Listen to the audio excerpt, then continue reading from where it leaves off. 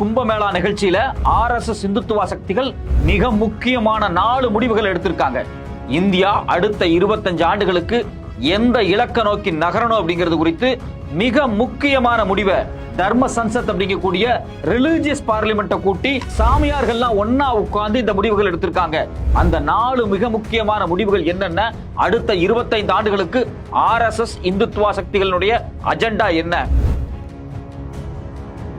RSS அமைப்போட தலைவர் மோகன் பகவத், RSS அமைப்பினுடைய general secretary Dattatreya, joint general secretary Arunkumar, Alok Kumar, Krishnagopal, இது மாதிரியான மிக முக்கியமான RSS பெரிய தலைகள் நேத்து டெல்லியில அவங்களுடைய புது ஆபீஸ்ல உட்கார்ந்து மிக முக்கியமான விஷயங்களை பேசியிருக்காங்க. அதுல வெளிப்படையாகவே RSS தலைவர் சொல்றாரு, இப்ப நிலைமை மாறிடுச்சு, முதல்ல மாதிரி கிடையாது, நமக்கு சாதகமான சூழல் இப்ப முழுமையா அமைஞ்சிருக்கு, இன்னும் நாம ரொம்ப விழிப்போட இருக்கணும், இன்னும் சில வேலைகளை நம்ம செய்ய வேண்டியது இருக்கு அப்படின்னு சொல்லி வெளிப்படையாகவே RSS அமைப்பினுடைய தலைவர் பேசியிருக்காரு.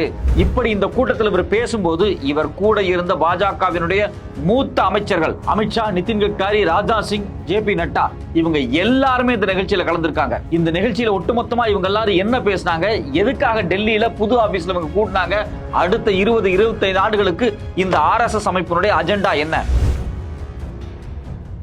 பாபர் மசூதி இடிக்கிறதுக்கு 8 வருஷத்துக்கு முன்னாடி, அதாவது ஏப்ரல் 7, 1984 வருஷம், இப்ப கும்பமேளால கூடிய தர்ம சன்சத் மாதிரியே டெல்லியில அன்னைக்கு இதே தர்ம சன்சத் கூடி பாபர் மசூதி குறித்தான மிக முக்கியமான முடிவுகள் எடுத்தாங்க. அதே மாதிரியான சில முடிவுகளை தான் இப்ப கும்பமேளால உத்தரப்பிரதேசத்துல கூடி இந்த பாராளுமன்றம், அதாவது சாமியார்களுடைய பாராளுமன்றம் வெளிப்படையாகவே சில விஷயத்தை டிக்ளேர் பண்ணிருக்காங்க. நாங்க சனாதன போர்டை உருவாக்க போறோம் அப்படின்னு வெளிப்படையாகவே சொல்லியிருக்காங்க. எதுக்காக கும்பமேளால இந்த தர்ம சன்சத் கூடினாங்க, இந்த சனாதன போர்டுடைய நோக்கம் என்ன, கடந்த 10 நாளா கும்பமேளால என்ன முடிவுகள் எடுக்கப்பட்டு இருக்கு, நம்ம கண்ணுக்கும் நம்ம காதுக்கும் ஏன் இந்த விஷயங்கள்லாம் வந்து சேரல? வணக்கம், இது மெட்ராஸ் ரிவ்யூ, நான் உங்கள் சத்யராஜ். உத்தரப்பிரதேசல கும்பமேளா நடக்குது.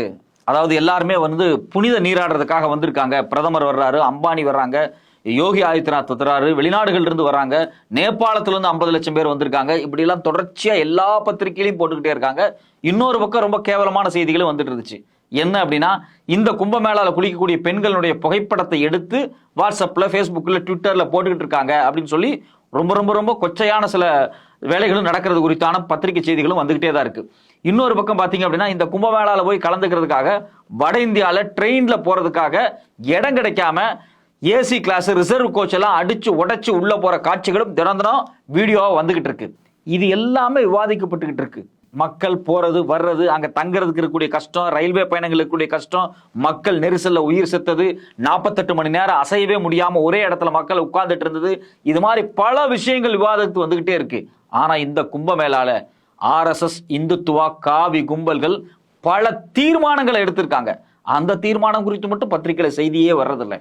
எதுக்காக இந்த RSS அங்க கூடுறாங்க, எதுக்காக இந்துத்துவ சக்திகள் அங்க கூடினாங்க, அங்க கூடி இவங்க முடிவெடுத்த 4 விஷயங்கள் என்ன? அதுல முதல்ல விஷயம் என்ன அப்படின்னா, இவங்க கூடினவங்கள யார் யாரு, எது மாதிரியான கூட்டங்கள் நடந்துச்சு அப்படின்னா, வழக்கமா பாத்தீங்கன்னா இந்த சாமியார்கள்லாம் சேர்ந்து ஒரு அசம்பிளி ரெடி பண்றோம் அப்படின்னு சொல்லி காலங்காலமாக இந்தியாவில் பாபர் மசூதி இடிப்புக்கு மூளையாக செயல்பட்ட இந்த தர்ம சன்சத் அப்படிங்கக்கூடிய ரிலீஜியஸ் அசம்பிளியை கூட்டுவாங்க. இந்த ரிலீஜியஸ் அசம்பிளி அப்படின்னா எப்படி நம்மள எம்பிக்கெல்லாம் ஜெயிச்சு பாராளுமன்றத்தில் எம்பியா உட்கார்ந்துருக்காங்க இல்லையா, அதே மாதிரி இந்தியா முழுக்க இருக்கக்கூடிய பல கோயில்கள், அது மட்டும் இல்லாம மடங்கள், இதுல சார்ந்த சாமியார்கள்லாம் ஒன்னா சேர்ந்து ஒரு அசம்பிளியா, அது ரிலீஜியஸ் அசம்பிளியா, அதுக்கு பேர் தர்ம சன்சத். இவங்க எல்லாரும் ஒன்னா கூடி உட்கார்ந்து அடுத்த 5 ஆண்டுகள் 10 ஆண்டுகள் இந்த மாநிலத்தில் இந்தியாவில் என்னென்னலாம் செய்ய போற அப்படின்னு தீர்மானங்கள் போடுவாங்களாம். இதுதான் காலங்காலமா இந்தியாவில் நடந்துகிட்டு இருக்கு. பாபர் மசூதி இடிக்கிறதுக்கு முன்னாடி பாத்தீங்கன்னா கிட்டத்தட்ட 8 ஆண்டுகளுக்கு முன்னாடியே 1992 பாபர் மசூதி இடிக்கப்பட்டது. ஏப்ரல் 7, 1984 டெல்லியில இந்த தர்ம சன்சத் கூட்டம் நடந்துச்சு. உட்கார்ந்து எல்லாரும் பேசி ராமருடைய பூமியை நம்ம விடுதலை செய்வோம், லிபரேட்டிங் த ராம் ஜென்ம பூமி அப்படின்னு சொல்லி இவங்க ஒரு முடிவு எடுத்தாங்க. அந்த முடிவின் அடிப்படையில தான் வேகமாக ராம ஜென்மபூமி குறித்தான பிரச்சனைகள் முன்னகர்த்தப்பட்டுச்சு. அது முதல் பார்லிமெண்ட் கிடையாது. அதுக்கு முன்னாடியே பல தடவை இந்த தர்ம சன்சத், இவங்க கூட பஜ்ரங்கல், VHP இவங்கெல்லாம் ஒன்னா சேர்ந்து பல தடவை இந்த பாராளுமன்றத்தை கூட்டி பல முடிவுகளை எடுத்திருக்காங்க. ஒரு 2-3 ஆண்டுகளுக்கு முன்னாடி இதே தர்ம சன்சத் கூட்டம் ஹரித்வார்ல நடந்துச்சு. ஹரித்வார்ல நடந்தப்ப அங்க ஒரு பெரிய சாமியார் மிக மோசமான கான்ட்ரவர்சியா ஒரு ஸ்டேட்மெண்ட் சொன்னார். அவர் என்ன சொன்னார் அப்படின்னா, இஸ்லாமியர்களை இனப்படுகொலை வரணும் அப்படின்னு எல்லாம் வெளிப்படையாகவே பேசினாரு. அதனால அவர் மேல வழக்கு பதியப்பட்டு அவர் விசாரணைக்கு உட்படுத்தப்பட்டாரு. இன்னும் 2 பேர் வந்து அரஸ்டே ஆகப்பட்டாங்க.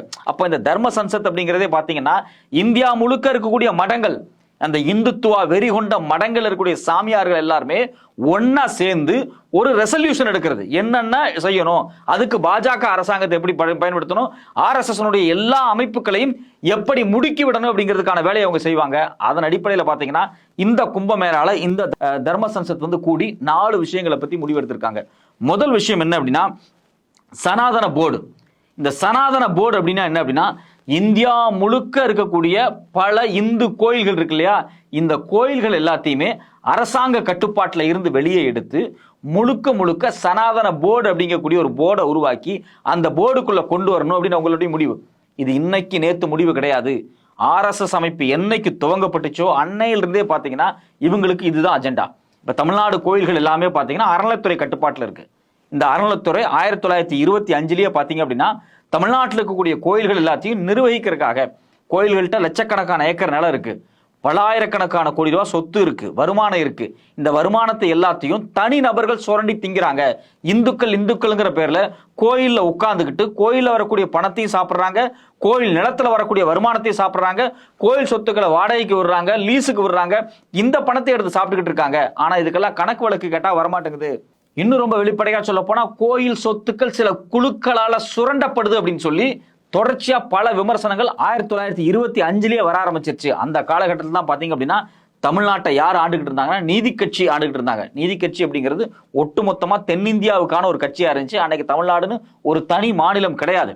முழுக்க முழுக்க சவுத் இந்தியா, மெட்ராஸ் பிரசிடென்சி, இதை மொத்தத்தை ஆண்டது யாருன்னு பார்த்தீங்கன்னா நீதி கட்சி. இந்த நீதி கட்சி காலகட்டத்தில் இந்த ரிலிஜியஸ் போர்டு கொண்டு வரப்பட்டுச்சு.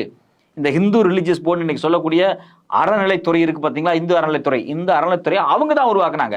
அன்னைக்கு உருவாக்குனவங்க எல்லாருமே பகுத்தறிவுவாதிகளோ கடவுள் மறுப்பாளர்களோ கிடையாது. அவங்க எல்லாருமே சாமி கும்பிடக்கூடியவங்க தான். பிற்பாடு காமராஜர் காலத்துல இந்த இந்து அறநிலைத்துறை போர்டு வந்து ஸ்ட்ரென்தன் பண்ணப்பட்டுச்சு. தொடர்ச்சியா பல்வேறு ஸ்ட்ரென்தன் பண்ணி இன்னைக்கு அது ஒரு சிஸ்டமா இருக்கு. தமிழ்நாட்டில் இருக்கக்கூடிய அனைத்து கோயில்களும் அதுக்குள்ள இருக்கு. அந்த கோயில்களை நிர்வகிக்கிறதுக்காக அறநிலைத்துறை அதிகாரிகளை போட்டிருக்காங்க. அந்த அதிகாரிகள் எல்லாருமே இந்துக்கள் தான். அப்போ ஒட்டுமொத்தமாக தமிழ்நாட்டில் இருக்கக்கூடிய அனைத்து புராதன கோயில்களும் தமிழ்நாடு அரசுடைய கட்டுப்பாட்டில் 1925 இன்னைக்கு வரைக்கும் இருக்கு. இது முறையாக நடத்தப்பட்டுக்கிட்டு இருக்கு. ஒரு காலத்தில் இந்த கோயில்கள் சில குழுக்களால் சுரண்டப்படுது அப்படிங்கிறதுக்காக தான் அரசாங்கம் நேரடியா தலையிட்டு இந்த கோயில் எடுத்தாங்க. இது மாதிரி இந்தியாவில் பல மாநிலங்கள்ல கோயில்கள் அரசாங்கத்தினுடைய கட்டுப்பாட்டில் இருக்கு. ஆனா இந்த RSS இந்துத்துவா குழுக்கள் என்ன நினைக்கிறாங்க அப்படின்னா, அரசாங்கம் கோயிலை விட்டு வெளியே போயிருங்க, முழுக்க முழுக்க இந்துக்கள் நாங்க எடுத்துக்கிறோம் அப்படிங்கிறாங்க. ஏற்கனவே அந்த கோயில்கள்ல வேலை பார்க்கறது அறநிலைத்துறையில் இருக்கிறது இந்துக்கள் தான். இவங்க சொல்லக்கூடிய இந்துக்கள் யாருங்கிறதா நம்ம கேள்வி வருது.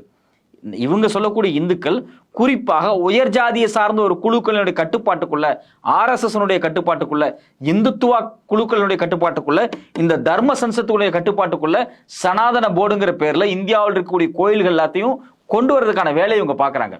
இப்ப இந்த கோயில் எல்லாம் கொண்டு வந்துட்டாங்கன்னு வச்சுங்களேன். இப்ப தமிழ்நாட்டுல தஞ்சை பெருவுடையார் கோயில், தமிழனுக்கே இருக்கக்கூடிய மிகப்பெரிய பெருமையா இருக்கக்கூடிய தஞ்சாவூர் கோயில், இந்த கோயிலும் நாளைக்கு இந்த RSS கட்டுப்பாடு, இந்த சன்சத் இருக்கு பாத்தீங்களா, தர்ம சன்சத், அதனுடைய கட்டுப்பாட்டுக்குள்ள போகும். அப்போ வட இந்தியாவில் இருக்கக்கூடிய ஒரு சிவன் கோயில்ல யாரு என்ன அர்ச்சனை பண்ணுவாங்க, என்ன மொழியில் அர்ச்சனை பண்ணுவாங்க, எத்தனை மணிக்கு வந்து அந்த கோயில் நடைய திறப்பாங்க, என்னென்ன நடைமுறைகளை, அந்த ஆகம விதி, அந்த விதி, இந்த விதி நிறைய இருக்குல்ல, இதுல என்னென்ன பண்ணுவாங்களோ வட இந்தியாவில் அதே பேட்டர்ன் தஞ்சையில் இருக்கக்கூடிய பெருவுடையார் கோயிலையும் பண்ணணுங்கிற ரூல்ஸ் வரும். இப்போ ஸ்ரீரங்கத்தில் ஒரு கோயில் இருக்குன்னு வச்சுங்களேன், ஸ்ரீரங்க கோயில் பிளஸ் ராமர் கோயில் உத்தரப்பிரதேசத்தில் இருக்கு இல்லையா, அயோத்தியில, அந்த கோயில் எத்தனை மணிக்கு கதவு திறந்து என்ன மந்திரம் சொல்லுதோ அதே மந்திரம் தான் இங்கேயும் சொல்லணும் முடிவு பண்ணுவாங்க. ஒரு காலத்துக்கு பிறகு தஞ்சாவூர்ல இருக்கக்கூடிய பெரிய கோயிலா இருக்கட்டும், இல்ல ஸ்ரீரங்கத்தில் இருக்கக்கூடிய வைணவ கோயிலா இருக்கட்டும், இதுக்கு எல்லாத்துக்கும் பிராமணர்களாக, அர்ச்சகர்களாக, சாமியார்களாக உத்தரப்பிரதேசல இருந்து கொண்டு இறக்குவாங்க. முழுக்க முழுக்க இந்தியா அப்படிங்கிறது RSS ஒட்டுமொத்த கோட்டையாக மாறும். தமிழ்நாட்டில் இருக்கக்கூடிய புராதனமான எல்லா கோயில்களையும் RSS இந்த சனாதன போர்டுக்குள்ள கொண்டு இணைச்சிட்டா இந்தியாவையே தன் கட்டுப்பாட்டுக்குள்ள கொண்டு வந்துடலாம் அப்படின்னு அவங்க ஒரு முடிவுக்கு வந்திருக்காங்க. இந்த சனாதன போர்டை நம்ம உருவாக்கணும் அப்படிங்கிற ரெசல்யூஷன் அவங்க எடுத்திருக்காங்க. இதுதான் அவங்க எடுத்துக்கூடிய முதல் ரெசல்யூஷன். இது இந்தியாவுக்கே ஆபத்தானது, இந்திய மக்களுக்கே ஆபத்தானது. ரெண்டாவது முக்கியமான விஷயம் இவங்க என்ன சொல்றாங்க அப்படின்னா, பிளேஸ் ஆஃப் வொர்ஷிப் ஆக்ட் அப்படின்னு இந்திய அரசியலமைப்பு சட்டத்துல ஒரு சட்டம் இருக்கு. இந்த சட்டம் 1992 கொண்டு வரப்பட்டுச்சு. அதாவது இந்தியாவில் வந்து பாபர் மசூதி இடிக்கப்பட்டுச்சு இல்லையா, இந்த பாபர் மசூதி இடிப்பு பிரச்சனை வந்த காலகட்டத்தில் என்ன முடிவுகள் எடுக்கப்பட்டுச்சு அப்படின்னா, இந்தியாவில் 1947க்கு முன்னாடி எந்தெந்த கட்டிடங்கள், வழிபாட்டு கட்டிடங்கள் எந்தெந்த முறையில் இருந்துச்சோ அது அப்படியே இருக்கணும், அதுல எந்த சேஞ்சஸும் பண்ணக்கூடாது அப்படின்னு ஒரு புது சட்டத்தை கொண்டு வந்தாங்க. எதுக்காக இந்த சட்டத்தை கொண்டு வந்தாங்க அப்படின்னா, இல்ல இங்க மசூதி இருக்கு, இதுக்கு முன்னாடி ராமர் கோயில் இருந்துச்சு, இதுக்கு முன்னாடி கிருஷ்ணன் கோயில் இருந்துச்சு, இதுக்கு முன்னாடி சரஸ்வதி கோயில் இருந்துச்சுன்னு யாரும் போகக்கூடாது. சரி, இங்க ஒரு ராமர் கோயில் இருக்கு, இதுக்கு முன்னாடி புத்தருக்கு கோயில் இருந்துச்சு, சமணருக்கு கோயில் இருந்துச்சு அப்படின்னு சொல்லி எந்த பிரச்சனையுமே வந்துடக்கூடாது அப்படிங்கிறதுக்காக 47 சுதந்திரம் கிடைக்கும் போது இந்தியாவில் எந்தெந்த கோயில்கள், எந்தெந்த மசூதிகள், எந்தெந்த வழிபாட்டு இடங்கள் என்னென்ன அமைப்புல இருந்துச்சோ அதே அமைப்புல இருக்கணும். வேற சாமியை மாத்துறதோ இல்ல கட்டடங்களை மாத்துறதோ மற்ற மதத்துக்கு ஏற்ற மாதிரி பண்ணக்கூடாது. அதை நீங்க குடமுழுக்கு செய்யலாம், அதை இன்னும் பெருசா கட்டலாம், இதெல்லாம் வேற கதை. ஆனா இங்க இந்த சாமி இருந்துச்சு இதுக்கு முன்னாடி, அங்க அந்த சாமி இருந்துச்சு அப்படின்னு புது புது பிரச்சனைகளை உருவாக்க கூடாது அப்படின்னு சொல்லி பிளேஸ் ஆஃப் வர்ஷிப் ஆக்ட் அப்படிங்கிற ஒரு சட்டத்தை கொண்டு வந்தாங்க. அந்த சட்டத்தை நீக்கணும் அப்படின்னு இந்த தர்ம சன்சத்தில் முடிவு செய்யப்பட்டிருக்கிறது. இதை கேட்கும் போது நமக்கு ரொம்ப அதிர்ச்சியா இருக்கு. எதுக்காக இந்த முடிவு? ஏற்கனவே RSS துணை அமைப்பான VHP சொல்றாங்க, கிட்டத்தட்ட 36,000 கோயில்கள் இடிக்கப்பட்டு மசூதிகளா மாற்றப்பட்டிருக்கு, தர்காக்களா மாற்றப்பட்டிருக்கு, அதெல்லாம் மீட்டெடுக்கணும் அப்படின்னு அவங்க பேசிக்கிட்டு இருக்காங்க. அப்போ ஒரு பக்கம் RSS ஒரு குழு கோயில்களை மீட்டெடுக்கிறேன்னு பேசுது, இன்னொரு பக்கம் இந்த தர்ம சன்சத் போல் கூடி RSS சாமியார்கள், மடத்தினுடைய சாமியார்கள் ஒன்னா சேர்ந்து பிளேஸ் ஆஃப் வர்ஷிப் ஆக்டை நீக்கணும் அப்படிங்கிறாங்க. இது ரெண்டையும் செய்தால் என்ன நடக்கும்? இந்தியா அடுத்த 20-25 ஆண்டுகளுக்கு 50 ஆண்டுகளுக்கு கலவர பூமியாகத்தான் மாறப்போகுது. இதை நம்ம சொல்லல, அந்த கூட்டத்துல பேசின பிரச்சார் தேவிக் நந்த் தகூர் அப்படிங்கக்கூடிய சாமியார் வெளிப்படையாகவே பேசியிருக்கார். அவர் என்ன சொல்றாரு அப்படின்னா, Ram Mandir is just a trial. Ramar கோயில் அப்படிங்கிறது ஒரு ட்ரையல் தான். பாபர் மசூதியை இடிச்சிட்டு ராமர் கோயிலை கட்டினாங்க இல்லையா, அது ஒரு trial. Mathura, Kashi is still need to be done. Only half of the task has been done அப்படின்னு சொல்லி பத்திரிகை எழுதியிருக்காங்க. அவர் என்ன சொல்றாரு அப்படின்னா, பாதி வேலை தான்ப்பா முடிஞ்சிருக்கு, இன்னும் பாதி வேலை இருக்குப்பா அப்படிங்கிற. இன்னும் பாதி வேலை எது? மதுரா, காசியில் இருக்கக்கூடிய மசூதிகளை, தர்காக்களையும் இடிச்சிட்டு அங்க கிருஷ்ணருக்கும் சரஸ்வதிக்கும் கோயில் கட்டுற வேலையை அடுத்த சில ஆண்டுகள்ல இவங்க துவங்க போறாங்க. இதை நாம சொல்லல, நேரடியாகவே கும்பமேளால பேசின தேவிக் நந்த தகூர் அப்படிங்கக்கூடிய சாமியாரே பேசியிருக்கார். அவர் தான் அந்த தர்ம சன்சத்து கூட்டம் இருக்கு பாத்தீங்களா, அந்த கூட்டத்தை தலைமை தாங்கி பேசுறவரு. இது மட்டும் இல்லாம இன்னொரு மிக முக்கியமான வைணவ சாமியார் ஜத்குரு சுவாமி வாசுதேவாச்சாரியா அப்படிங்கிறவர் வெளிப்படையாக பேசுகிறார்.